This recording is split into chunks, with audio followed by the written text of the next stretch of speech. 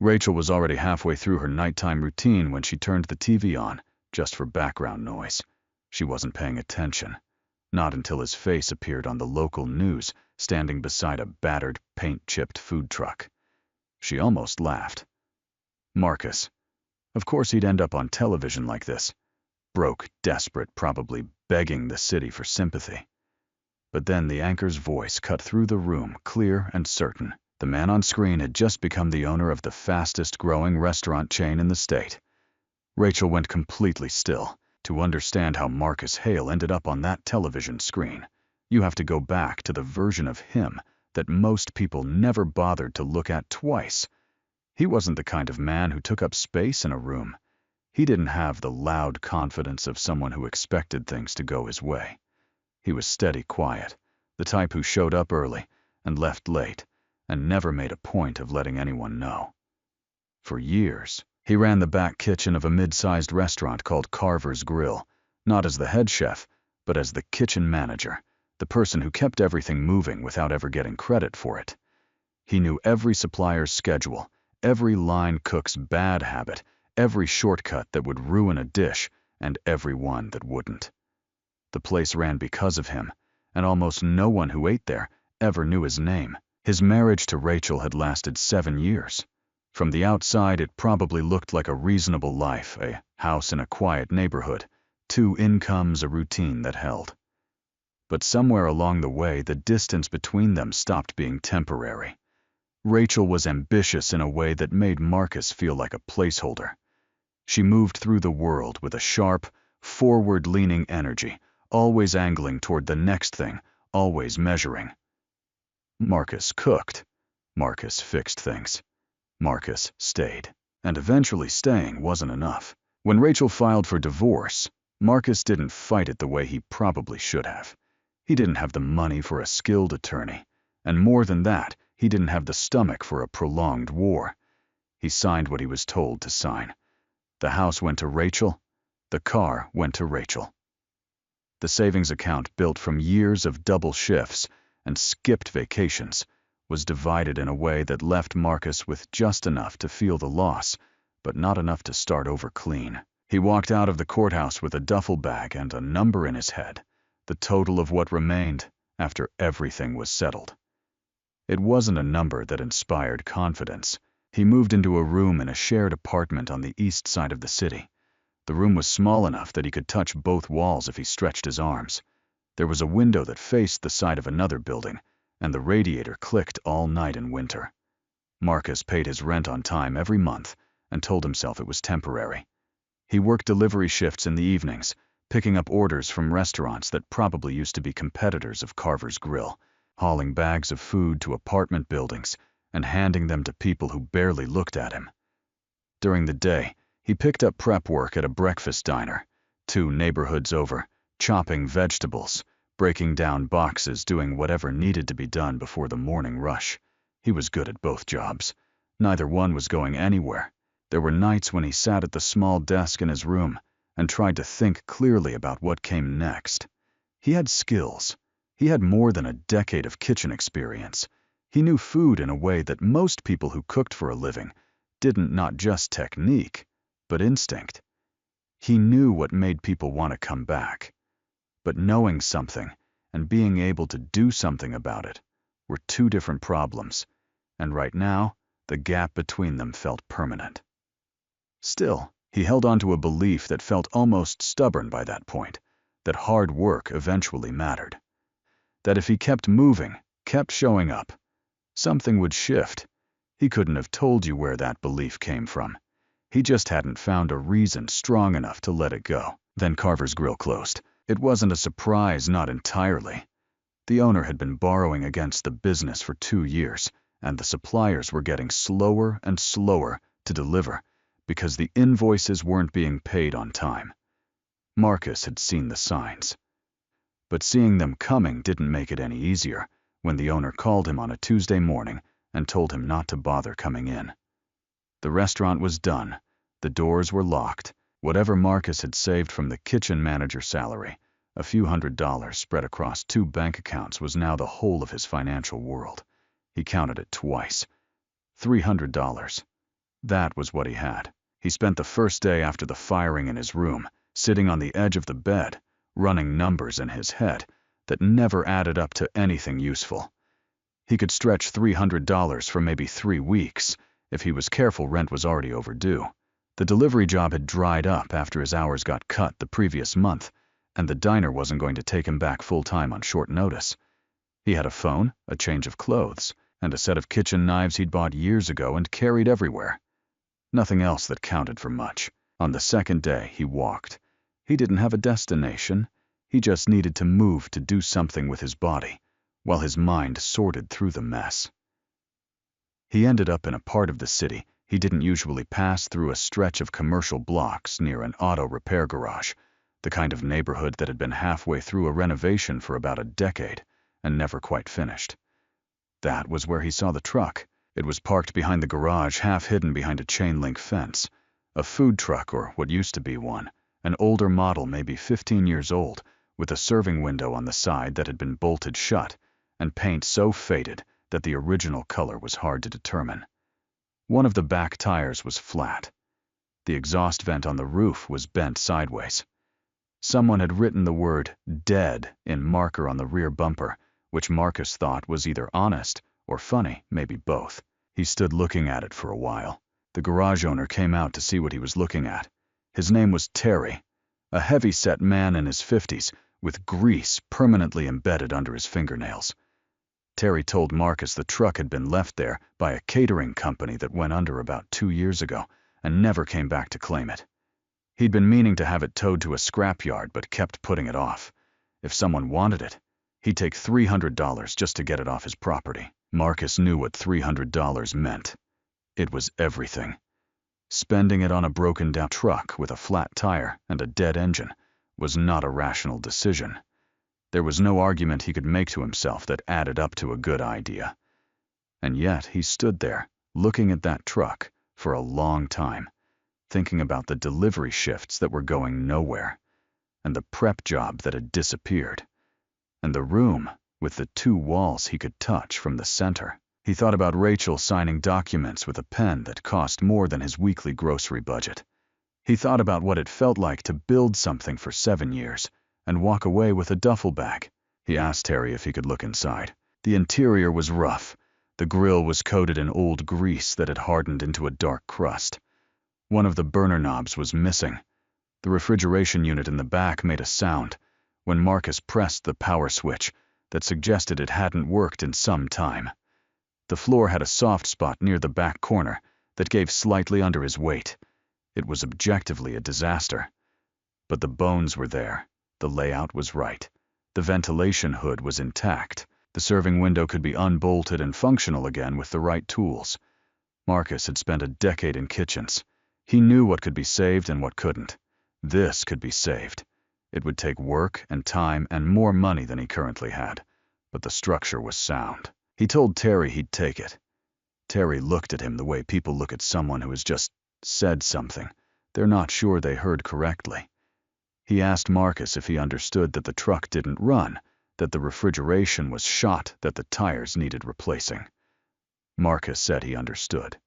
Terry shrugged, took the $300, and handed him a title that had been sitting in his desk drawer for 2 years. Marcus pushed the truck by hand, with Terry's reluctant help, to a spot along the curb outside the garage where he could work on it.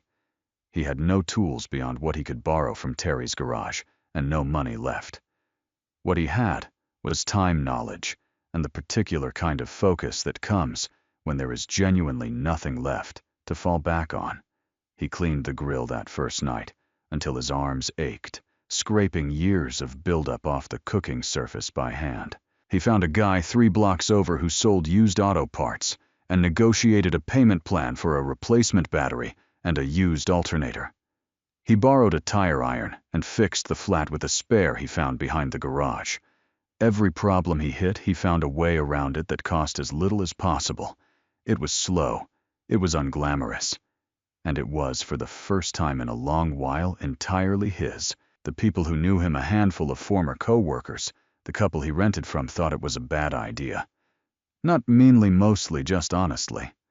One of the guys from the diner told him straight, You can't build a food business from a broken truck with no capital and no location.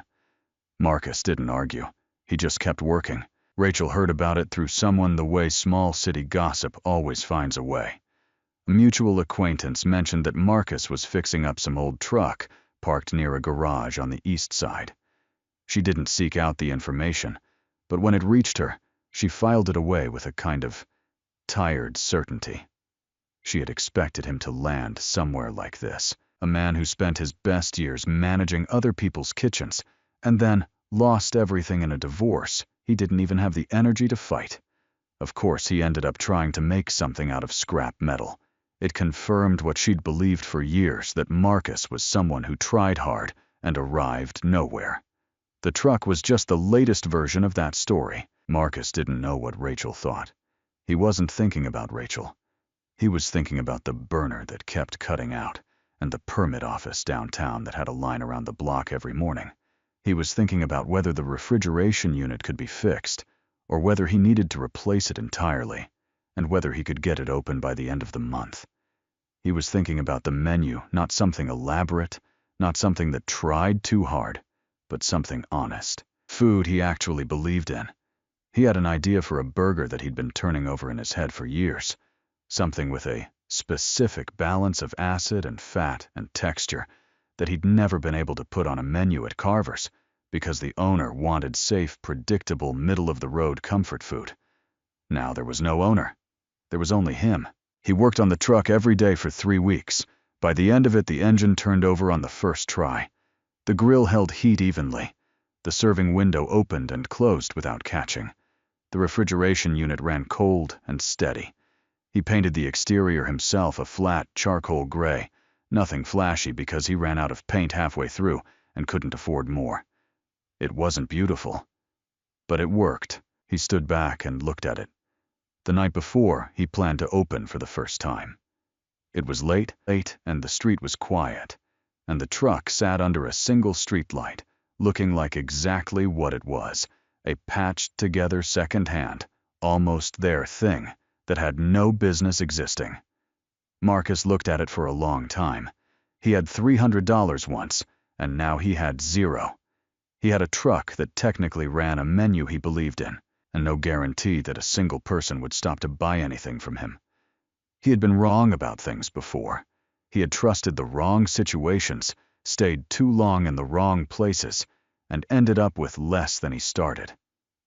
Maybe this was another version of that. Maybe Terry had been right to look at him like he was making a mistake.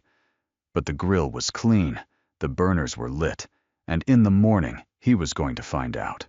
The first morning Marcus opened the serving window, 3 people walked past without looking up. A 4th stopped, studied the menu board he'd written in marker on a piece of cardboard, and asked how much for the burger. Marcus told him. The man nodded, ordered one, and ate it standing at the curb. He didn't say anything when he finished. He just folded the wrapper, dropped it in the trash can nearby, and walked away. Marcus didn't know what to make of that. He told himself it was a start. The first week was rough in ways he hadn't fully anticipated. The truck's engine ran fine, but the transmission made a sound, when he shifted into reverse, that suggested something expensive was waiting to go wrong. He'd parked on a block near a small office complex, figuring the lunch crowd would be reliable. But the permit he'd pulled didn't cover that specific zone, and a city inspector cited him on the 3rd day. The fine wasn't large, but it came out of money he didn't have to spare.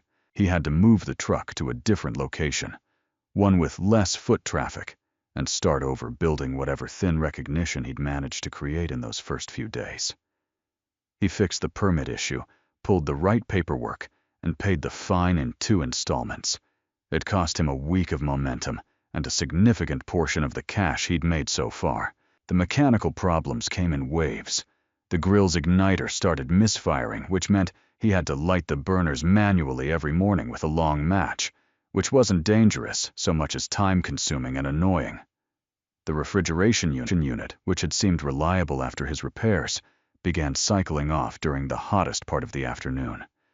He solved that by keeping a cooler with ice, as backup, restocking it every day from a convenience store 2 blocks from wherever he was parked. Every solution created a new small cost, and the small costs added up in ways that kept him permanently close to the edge. He learned to operate with almost nothing in reserve, and to treat every day as its own separate problem to solve. What made it harder was the visibility. A food truck on a quiet street is hard enough. A battered charcoal gray food truck with handwritten signage and a driver who looked like he'd been running on 4 hours of sleep was an easy thing for people to dismiss. Some customers would approach, read the menu, glance at the truck itself, and leave without ordering. He caught the looks, not cruel, just honest. The truck looked like what it was, a salvage job held together by determination and duct tape. First impressions in the food business were brutal, and his wasn't good. Rachel saw him during the second week. She was driving through that part of the city on her way to a meeting, and she spotted the truck parked along a commercial block with his small sandwich board sign set up on the sidewalk. She slowed down enough to confirm it was him. Marcus was at the window handling an order, his back half turned. She didn't stop. She kept driving, but she thought about it for the rest of the morning, not with any particular feeling of satisfaction, just a blunt recognition. This was what she'd expected. A man who couldn't fight for himself in a courtroom was going to end up doing something like this, selling food from a broken truck on a street where no one was looking. She felt no guilt about thinking it. It simply seemed true. Marcus knew none of this. He was too busy to think about Rachel or what anyone thought of him. He had a location problem, a mechanical problem, and a money problem, and they all required his attention at the same time.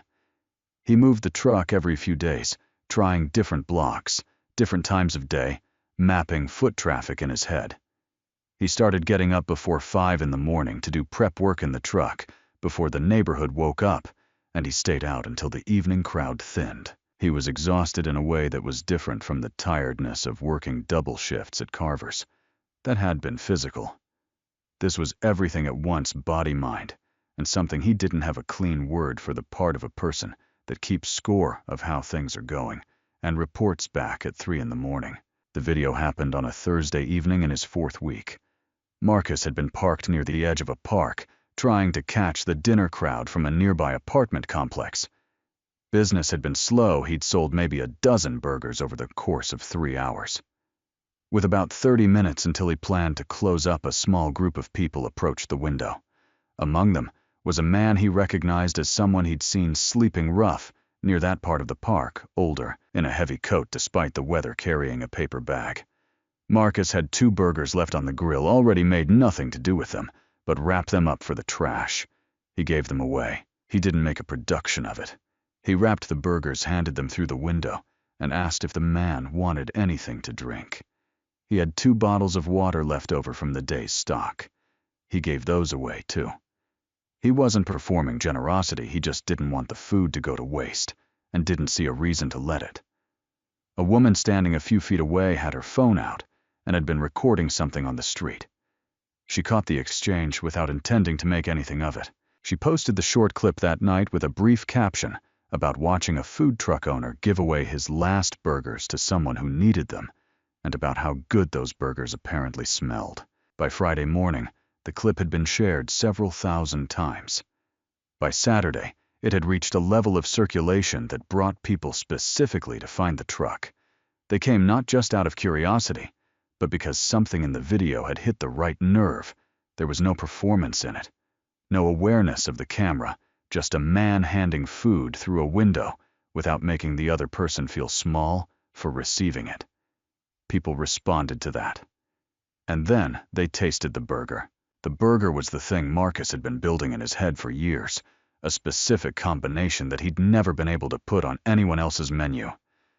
The patty was thick, but not overworked, with a char on the outside that gave way to something still juicy in the center. The sauce had a tartness that cut through the fat without overwhelming it. The whole thing had a balance that was hard to describe, but easy to recognize. It tasted like someone who understood food had made it with real intention. Word of that started spreading separately from the video, and then the 2 streams of attention merged. The line at his window went from 3 or 4 people to 20, then 30. He sold out 2 days in a row and had to turn people away. He added a second location day parking in a different neighborhood on alternate days to reach more customers. He started buying better ingredients because he could finally afford to, and the food got even better. He hired a part-time helper to handle the window on busy evenings while he worked the grill. For the first time since he bought the truck, he was making enough to cover his costs and put something aside. It wasn't stability yet, but it was visible from here. He allowed himself cautiously to believe it might actually work. Rachel heard about the video from a colleague who sent her the clip with a short message asking if that was her ex-husband. She watched it once. Then she did something she hadn't done since the divorce. She looked Marcus up. She found the coverage that local food bloggers had started writing, found his location schedule posted on a simple social media page he'd set up, and found that the truck now had a name, Hales. Simple, straightforward his. She sat with that information for a day before she made a call. The man she called was a business contact named Dennis Pruitt, a regional director for a hospitality group that had been looking to acquire local food brands with built-in audiences. Rachel had worked with Dennis on a commercial real estate deal 2 years earlier and stayed in touch. She told him about the truck, about the video, about the following Marcus had built. She presented it practically, an undercapitalized owner with a proven product and no infrastructure. Exactly the kind of acquisition that a larger group could absorb and scale profitably. Dennis was interested. He asked Rachel to set up a meeting. She reached out to Marcus directly. He didn't expect to hear from her, and when she called, he answered because he didn't recognize the number. She kept it professional, told him she knew people who were interested in buying into his brand, that she was trying to help him avoid wasting a good opportunity on a business he couldn't grow on his own. Marcus listened without saying much. He asked who the buyer was. She named the group. He was quiet for a moment, and then told her he wasn't interested in selling anything. Rachel told him he was making a mistake and that the offer wouldn't stay on the table. Marcus said he understood and ended the call. He went back to work. But the call had shifted something. He knew now that Rachel had been watching, that she'd seen enough to want a piece of it, and that she wouldn't take the refusal as a final answer. He was right about that. Within 2 weeks, the pressure started arriving in forms that were harder to trace. A health inspector appeared at his truck on a Tuesday morning, not a scheduled inspection, an unannounced visit that lasted 90 minutes and flagged 3 items that Marcus had never been cited for before. The violations were minor and correctable, but the inspection itself generated paperwork that created a delay in his permit renewal. 2 locations where he'd been parking regularly, a spot near a business park and a stretch near a weekend market, suddenly became unavailable. The property managers at both sites cited lease restrictions, but neither had mentioned any restrictions before. Marcus filed the paperwork, corrected the violations, and found new spots. He didn't have proof of anything. He just knew how things felt. The engine fire happened on a Wednesday night in November. Marcus was parked on the edge of a downtown block, wrapping up a slow evening when he smelled something burning from behind the cab. He shut everything down and got out fast. The electrical fire had started near the engine block, probably a wiring issue he'd been aware of, but hadn't had the money to address properly. By the time a passerby helped him put it out with a fire extinguisher, the damage was done. The engine was wrecked. The truck wasn't going anywhere. He sat on the curb in the rain for a long time that night. The truck was dark behind him, smelling of smoke and wet metal. He had 3 weeks of savings, left a broken engine, and a set of locations he'd fought to establish that would evaporate the moment he stopped showing up. Everything he'd built over the past several months felt suddenly thin, a structure made of good intentions and borrowed time, and it had just taken a hit that it might not survive. He thought about Terry looking at him the morning he handed over $300, that long, skeptical look that said this was already over before it began. He thought about Rachel's voice on the phone, calm and certain, "You can't grow this on your own." He sat in the rain, and for the first time, genuinely considered whether they had both been right. He started making calls the next day about engine repair costs. The numbers were bad. A full engine replacement on a truck That old would run between $4,000 and $6,000, depending on the parts, far more than he had, and too much to recoup quickly enough to keep his customer base intact. He applied for a small business loan and was told the process would take 6 to 8 weeks. He didn't have 6 to 8 weeks. The locations would be gone.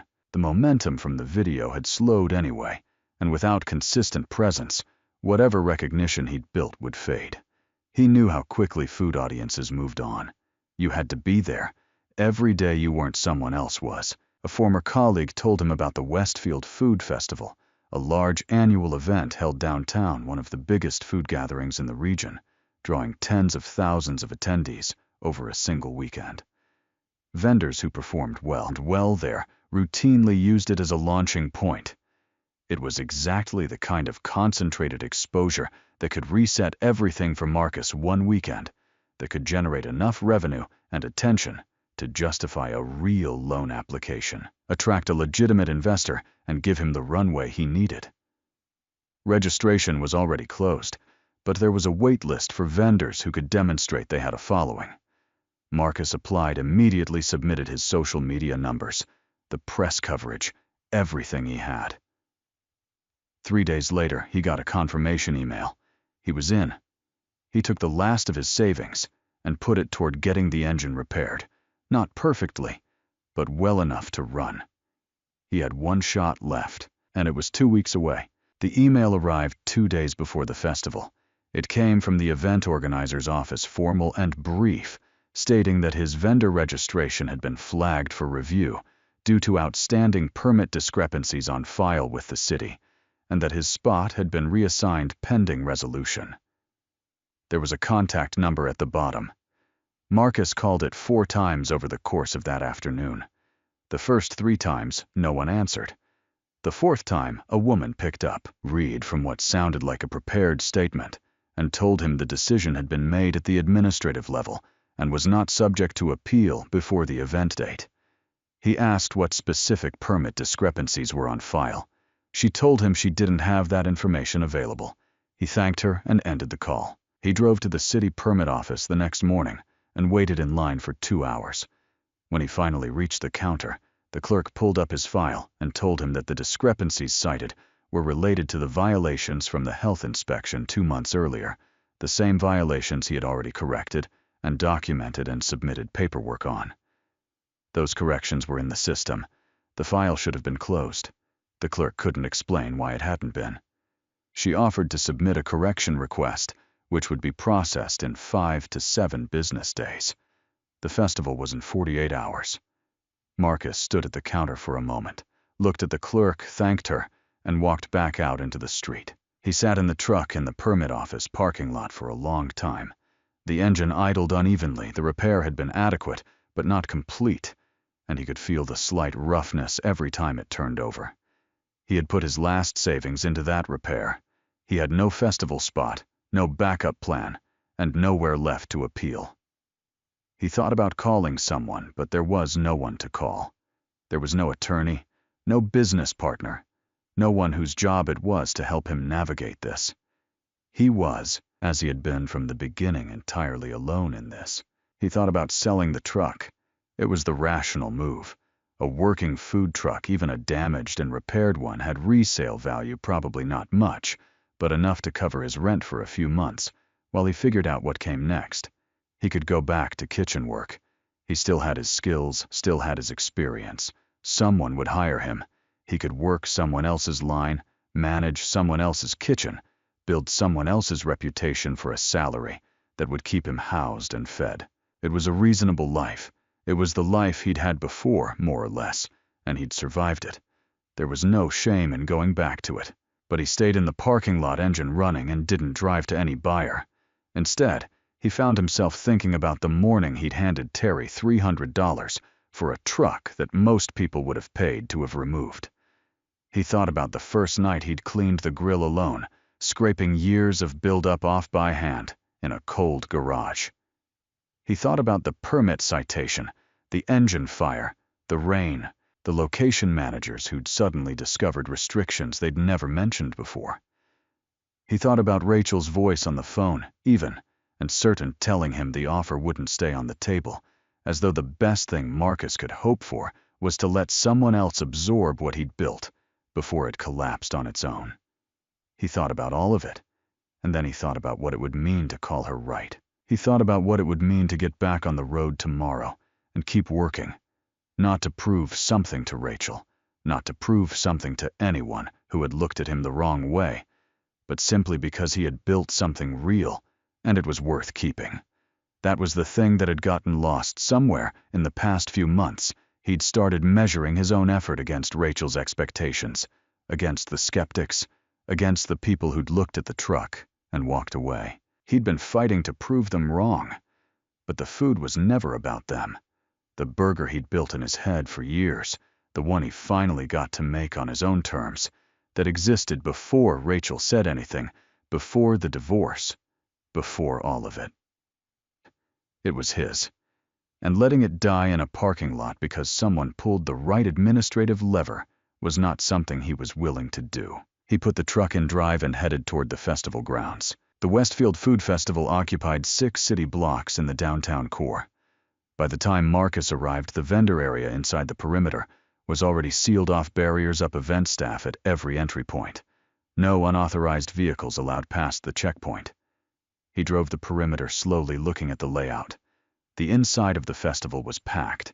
He could see crowds moving between vendor stalls, could hear music from somewhere near the center. He kept driving. On the far eastern edge of the festival footprint, where the barrier ended and the regular street began, there was a stretch of public sidewalk running alongside a small plaza. No barriers, no event staff, open to anyone. He pulled the truck up to the curb, set up his sandwich board on the sidewalk, and opened the window. The first people who approached were simply curious. They'd been walking toward the festival entrance and noticed the truck parked just outside the perimeter. A few of them recognized the name from the video. One of them ordered a burger and ate it, standing at the curb while people streamed past. He told 2 people near him that it was worth stopping for. Those 2 people stopped. Word moved the way it moves in a crowd when something is happening right now. Not through a phone screen, but through direct contact. One person turning to another and saying, "You should try this." Within 40 minutes, the line stretched back along the sidewalk and around the corner of the plaza. Marcus worked the grill without stopping, moving through his prep, with the efficiency of someone who had been doing this in a tiny space for months and knew every square inch of it. He ran out of his initial stock and called his supplier for an emergency delivery. The supplier sent a driver with more patties and produce within the hour. Marcus kept going. A man named Greg Sloan had been at the festival representing a regional restaurant investment group that made a practice of attending food events specifically to find operators worth backing. He had already walked the full vendor floor inside the festival and hadn't seen anything that surprised him. On his way back to his car, he passed the line on the sidewalk outside the perimeter. He joined it partly out of curiosity, and partly because the line itself was the data point that many people standing on a public sidewalk outside an event they could have gone into meant something was pulling them there specifically. He ordered a burger. He ate it. He stood there for a moment and then got back in line and ordered another one.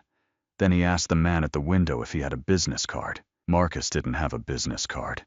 He wrote his number on a napkin with a marker and handed it through the window. Greg Sloan folded it carefully and put it in his jacket pocket. The call came the following Monday morning. Greg introduced himself, explained what his group did, and told Marcus directly that he wanted to have a serious conversation about investment. Not acquisition. He was specific about that distinction. He wasn't interested in buying the brand and absorbing it into something else. He was interested in providing capital for Marcus to scale on his own terms with proper infrastructure in exchange for a minority stake in the business. He'd looked at the video, the press coverage, the numbers from the festival day. He said what he'd observed was an operator who understood both the food and the customer in a way that couldn't be manufactured or transferred. He wanted to back that, not replace it. Marcus asked for a week to think.